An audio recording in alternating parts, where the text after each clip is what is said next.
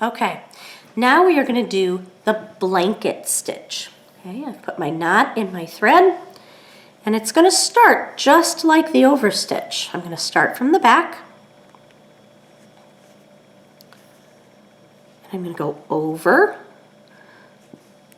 and I'm going to pull it almost all the way there. Okay, now what I'm going to do is I'm going to take my needle, and I'm going to go through this loop right here, that stitch. Oops. Okay, so see how it's kind of pulled that stitch a little bit?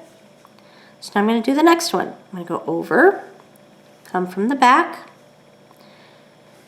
Now see how my stitch is almost there, right? So now what I'm going to do is I'm going to take my needle and I'm going to go through that loop, through my stitch, and pull it. And see how it's starting to make that line across the edge? So I'm going to start in the back, I'm going to go over. There's my stitch, right? It's almost done. I'm going to take my needle and go through that stitch and pull it tight. And you see how it's coming across?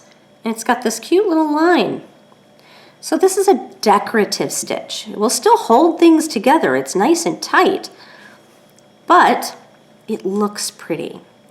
So if I'm using a pretty pink fabric and I want to use, let's say, a blue or a silver thread and I want it to look nice, this is the stitch, okay?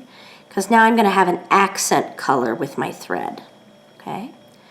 So again, you always start from the back, pull your stitch, almost there, put my needle through it,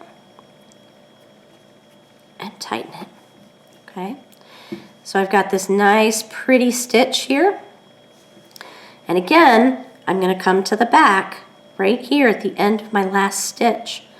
I'm going to take a pinch of fabric, do my loop, put my needle through my loop, and pull it tight. And I'm going to do that twice so it locks that thread so the thread is not going to come out. Okay? Ta-da! And you have a really pretty stitch.